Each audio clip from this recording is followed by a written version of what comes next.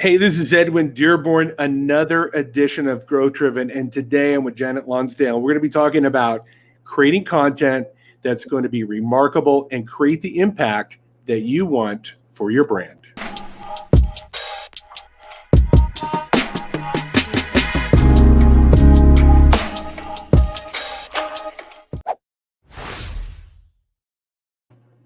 Hey, this is Edwin Dearborn, another edition of Growth Driven. Thanks for coming. If you love content marketing like I love content marketing, then you're going to love today's guest, Janette Lonsdale. Janette, thank you so much for joining us here on Growth Driven.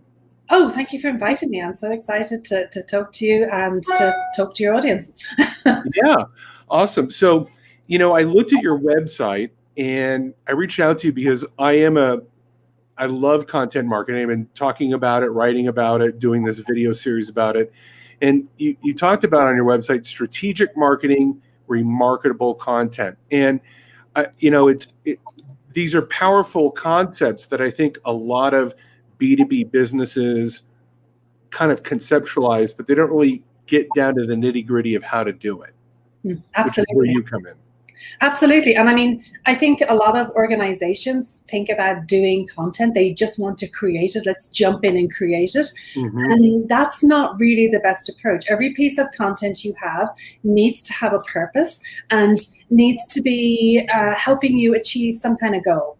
And sometimes it takes a lot of pieces of content to achieve your goal. Sometimes you just need one very good piece or very strong piece. But that strategic thinking of what am I doing and why am I doing it is the piece that's often missing with organizations, even larger organizations with, established marketing professionals. Yeah, absolutely. I've seen that happen. You think that large organizations have it all figured out, and then you find out they don't. Before we got on the call or on the video, you were talking about the sequence that I like to talk about, which is we start with diagnostics. I'd like you to speak to that. Like, what does that word mean? What does that concept mean when it comes to developing content? It's the strategic piece. It's the why are you creating something and what are you creating? So you have to think about where your problems are.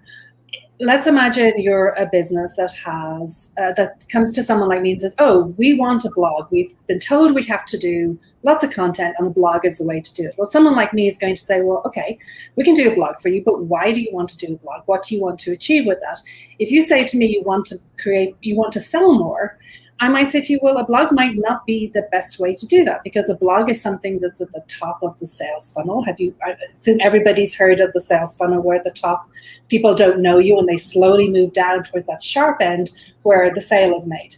So when we look at diagnosing what kind of problem you have and what kind of content you need, we're thinking where in that sales process, where in that sales funnel are things getting stuck? Do you really need more leads? Are you having trouble closing? Do you have lots of leads, but they're not nothing's happening with them? And as we kind of look into where the problem is, then we can say, okay, this is the type of content or this is the type of activity that can solve the problem at whichever stage of the sales funnel you're at. And I wish I had a diagram. I don't have a diagram. Well, yeah, we can create one, I'm sure. But I get the point of the funnel. And I think you bring up two key words, why and what. Why are we creating the content? Mm-hmm. And I think some people get kind of flavor of the week or content du jour. And they well, we got a blog. Why? Because, well, you need a blog. But they don't really get what it's supposed to achieve. And then the what is, well, what content are we going to create to solve a very specific problem that we have? Is it lead gen, or is it lead nurturing, or is it, really helping to get more people closed that are already kind of in that sales process? If you're just joining me here on Growth Driven, I'm with Janette Lonsdale. She's with theredstairs.com. You can visit her website, and she provides content marketing services. So just visit her website, theredstairs.com, and you can find out more information about her services. So, Janette, tell me the typical individual that comes to you. I know there's no typical, but if we were to kind of have a avatar, if you will, what is the type of person that comes to you? And typically, what are the challenges that they need help with? We work with sort of two different kinds of businesses. The first are sort of, we work directly with the owner. Maybe they're a 100 employee business, or something like that, and they don't have a marketing department, and they're trying to boost their sales. They're trying to be more sophisticated and more deliberate with their marketing so that it can support the sales that they want to make. And they generally have a sales team. So in many cases, it's an initial foray into marketing, or maybe they've been doing it before but haven't really focused on the content side of it. And the other type is a larger business, and we work with some larger names, and they generally do have a marketing department. They might have a VP of marketing, they might even have a strategist on the team, but they're very busy. And they outsource things because they don't have the talent in-house for whatever reason. I mean, it's content requires a certain level of expertise, in my opinion, and they don't always have either the time or the bandwidth or the budget or the employees in-house, so they will outsource to us. And in terms of industries, it kind of runs the gamut, but we're working with a lot of technology companies at the moment. Many of them are consultants, and some of them have technical products like IoT products. Mm-hmm. But we've also worked with attorneys, and we've worked with, I've recently worked with some dentists, ghostwriting some materials. Who else do we work with? Some manufacturers. So it runs the gamut. Yeah. Okay. So basically they have some type of structure, whether small or large, and they want to outsource it because they probably lack the capabilities of the internal team, or they're just so light on internal team that going to you is just much easier. Hey, can you write content for our website? Can you create the case study for us? Here's all the data, and you compile that for them. That's right. And I think the other thing is, businesses may not always need to have the same level of content created all the time. So if you have a content person on staff, you may not be able to keep them busy all the time. So, it's the kind of it's the kind of activity that ebbs and flows depending on your goals for a given year or what you're trying to achieve. Yeah, I do the same thing. That's why I brand myself as a virtual chief marketing officer for the individual that, do I really want to spend $170,000 a year? I mean, yeah, we need to grow a brand, but then hiring a chief marketing officer can be very expensive. All the HR, health insurance, or we can just, for 10 cents, 20 cents on the dollar, we can bring somebody on a part-time basis and start moving us in that direction. So you're very similar, where virtually you can help them excel their content development. And I think branding is a great example. I mean, that's an intense activity that you do for a period of time. And once you have that branding together, yes, you need to review it from time to time, but once you have it done, it's done. Then you need to implement other activities. So I think it's a perfect example. And actually talking about branding, it's interesting because some clients come to us and they've done some branding, some haven't. And I will almost always say, go do your branding, or we'll find someone to help you do your branding, because without branding, it's hard for us to know what to implement in terms of content. So branding is a really important kind of foundational step of your content marketing. Absolutely. You bring up a good point, which is there's elements that work together. Yeah. There's no one, well, if we just have a great blog post, then that will solve everything. Or if we just have great branding, that will solve everything. Yeah, it doesn't. Yeah, you really need a holistic plan of like, okay, how are we going to get out there? How are we going to be known and have content that is remarkable, that, inspires actual consumption of the content, sharing of the content, and building up that recognition of that person or that brand as an expert. When you develop that strategy for them, what are some of the initial aha moments that the brands have or executives has as you're starting to take them down this content creation journey? I think one of the hardest things to get across, especially to business owners as opposed to those with marketing departments, is that your content isn't about you. It's not your content. It's actually for a specific reader. And that sort of brings me back to this strategic purpose-driven approach to content is that, you have to know who you're talking to. If you've gone out and had a wild Friday night, let's say, we've all done it once or twice, Yeah. maybe.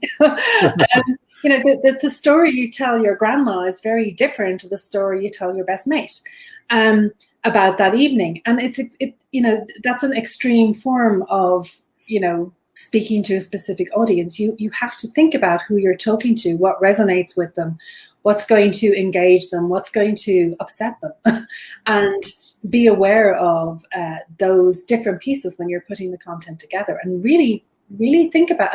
When I'm writing something, I'm really writing for maybe one or two people. I'm not writing for a whole audience. I've got a vision in my mind of who I'm talking to, and it's very effective.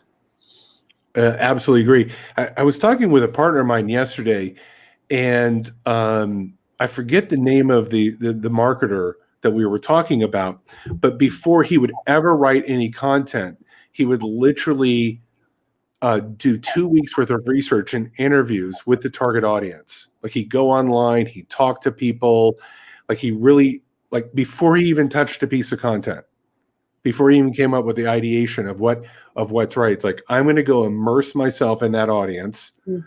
I'm going to study statistics, research, independent research, industry research. I'm going to talk to these people and kind of get into their head and hearts. Yeah. And then write in a language that really speaks and resonates with them.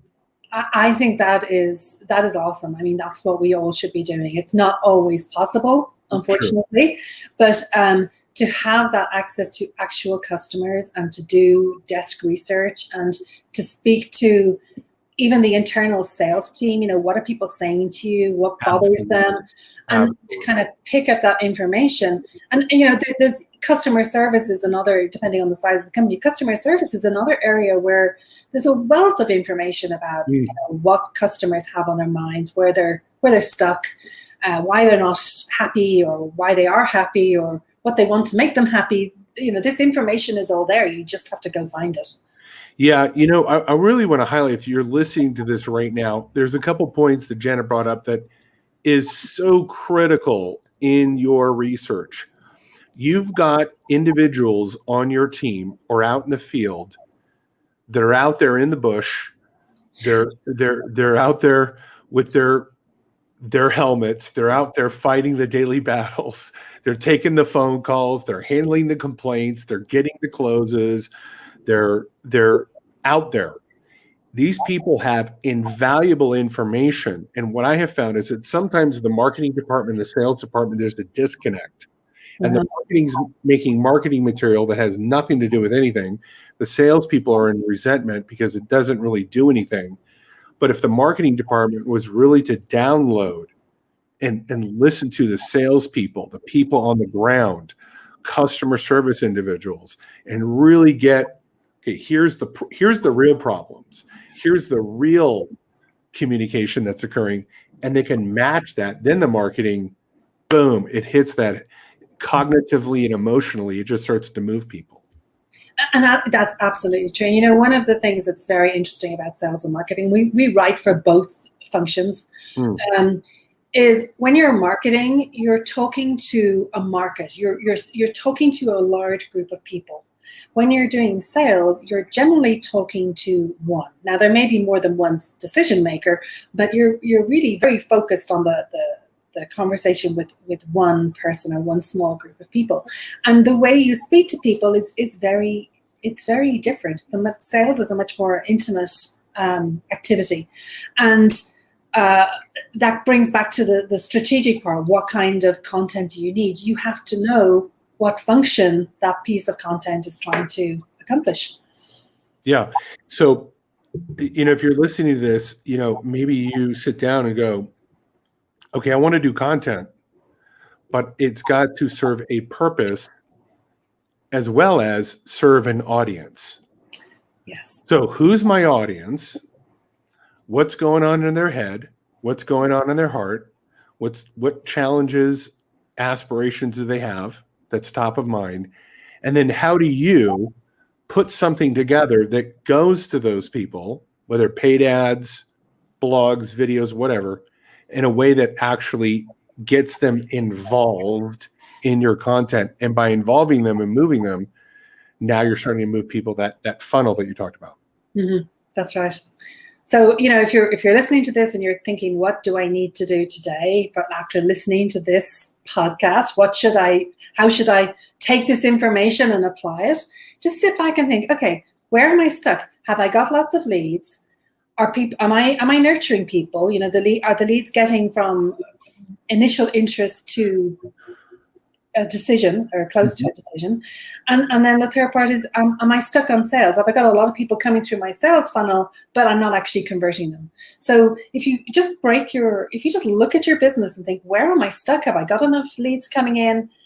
Are they mature enough to sell to? That's the nurture part. And then at the end, are they ready to buy? Have I convinced them they should buy from me? Look at your business and decide, are any of those areas needing support? And then you can think about, what kind of content do I need to support that piece? Makes total sense. If you're just joining in, or you'll be joining in later, a month from now, 6 months from now, because this will be uploaded to my podcast. It will be uploaded to YouTube. I'm with Janette Lonsdale with theredstairs.com. So Janet, you're bringing to bear some very, very important information that more business leaders need to hear, because I was watching Ed Milet, and he was getting to the point of, look, he said this like 2 or 3 years ago, and it's even more true today. He's like, you can't avoid content marketing. You're not going to be able to avoid social media. You've got now all these younger people that just grew up on it. And if you're invisible there, you're a vacuum of nothing. Yeah. When you help develop content for these brands, where do you see, what are their biggest confusions or their biggest stumbling blocks in moving forward in this content social media world? Oh, that's a great question. I think depending on the industry, some business owners, and these are usually smaller businesses, they just don't really believe they need it. And I think there are many ways to skin a cat. Sometimes they need specific things. You don't need everything.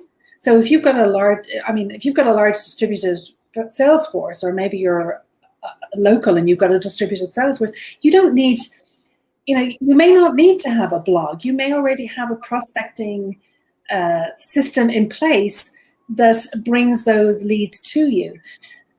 So it depends on how you run your business, and you can set up your business to be very designed to attract people to you and do almost the entire sale through content and online. Or you can have more of a people-focused business where you have salespeople and you have demonstrations and you bring people to events and things. But I think, let me just think of another way another aspect of that answer is that you have to be really clear what content is. And from my perspective, content isn't just writing a blog post. Your communications is content. Mm-hmm. The letters you send out after you've sold something to your customer saying, hey, we're putting up the price, or did you know these other features you could use, or whatever, that is content too. Mm-hmm. Video is content. This podcast is content. Content isn't just a very narrow definition. It's how you communicate with your audience at large. And there's many aspects and many specialists who can help you accomplish those different pieces of content. Absolutely. I think a couple of points I want to reiterate. Number one, you don't need everything. And I think I see a lot of that, like, well, we needed this and we needed that, and we should do this. And I just go, I'm a big believer in that Japanese philosophy of Kaizen. We're going to take small actions and do continuous improvement along something. Let's get good at email. Do you have an email database? Yeah, but I never send an email. I ran into that client. Good. Let's just get good at that. Yeah. Oh, okay. So you don't need everything. How can we reach them? And then number two, I think you brought up the point of content isn't a blog necessarily. Some people kind of think when you say content, they go blah, and then it's a very limited idea in their mind what it is. Oh, well, content's video, and that's all it is. Or content is only to get leads. That's all it is. But as you said earlier, even after the purchase, how to use what we just bought you, how to leverage. I mean, that type of servicing makes the person want to come back and go, wow, I'm going to get support with content when I buy the item. That's going to make me want to come back and buy more. So we got to think of in a wider dimension. Content can be a big galaxy with lots of planets and solar systems within it. Yeah. I agree. Perfect. So tell me how you got started. How did you get started on this, becoming a content creator? What was your journey? Oh, it's funny. I started life as a journalist. So I worked on national consumer magazines in the UK and wrote for the Financial Times group. And sometimes I was employed and sometimes I was freelance, as is the nature of that business. Yeah. And at a point where they moved the printing presses out of London, it basically destroyed the industry a little bit, and I moved into public relations. So I started off with a story, journalism and storytelling and fact checking and all that sort of stuff, and then moved into creating material for a purpose, looking at things strategically, thinking of how to persuade people to take action of one sort or another. So that's kind of my roots. And over the years, I've dipped in and out of journalism and marketing, back and forth. We set up the Red Stars in 2009, originally as an online newspaper, and then transitioned into this other part of my roots, which is creating marketing content. Just realizing that businesses need us to, the internet was meaning that people needed more than a brochure for their businesses. They needed something strategic, and they needed to be able to talk about their businesses online. And have kind of grown up with my business has grown up with the internet in some ways. Yeah, totally. And so when people come to you for services, is it just the content writing, and do you kind of outsource other things like web development, web design, or kind of tell me what your sweet spot is in terms of services? I describe us as content first, because at the end of the day, whatever you're doing, whoever you're talking to, whoever's trying to find information on you, they're looking for information, they're looking for words. So nobody's ever come to a website and thought, wow, that green on the logo, that's just the best green, or that back end code, that makes me happy. I mean, people don't come to a website or any other marketing or sales facility for that kind of information. They're looking for information. So I always think we have to start with the words, and start with the ideas, and start with the messages, and start with what we're saying to our audience. And then above and beyond that, the web development, web design, graphic design for brochures, that all supports that. So I have a team that includes a wonderful web developer and designer. I have a number of writers who help me. I have editors and proofreaders. Proofreading is so important. Yes. Who support the projects we do. So we've got a team of about 5 people. And then I've got a business manager who makes sure that we pay our bills and get money in and that kind of thing as well. Yes, of course. So people, and everybody's virtual, and everybody's kind of independent, and they're experts in their own right. So unlike going to certain agencies where you get to work with the intern, you're always working with an industry veteran. Actually, I think everybody who works with me has at least 10 years experience in what they're doing, and they are experts in their own fields and in their own right. So, we will take on ongoing projects and ongoing work with clients, and work with them for many years, and produce all kinds of different pieces of content for them. What we tend not to do is that initial branding. I mean, I will bring in a branding person if I need them, but we tend not to do that, because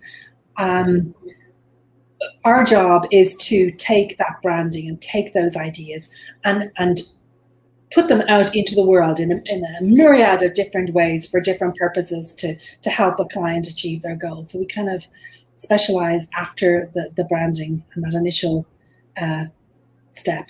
Yeah, that makes sense. They get the branding done. You come in and go, okay, how are we going to get this brand to communicate and interact and engage with your right audience in the right way? Yeah. Right. And it doesn't matter whether you're looking for social media or you're looking for video, you're looking for, whatever. We can help you put all that stuff together. Good. That's good to know. So last few questions here. Where do you see the future of content marketing going in the next, let's say, 3 to 5 years?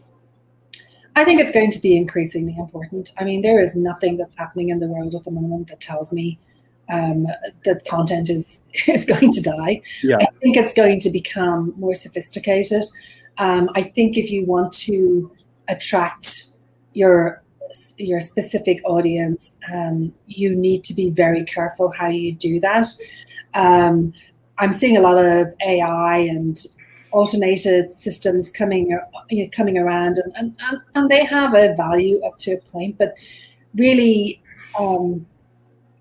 I think that humans communicate best with humans, and the thinking part of it, the strategic part of it, can probably only really be done by a human brain. We can use all this data that we can get from automation, but it really comes down to, what do I think that person's going to really be interested in? What whether it's data or gut feel or research, we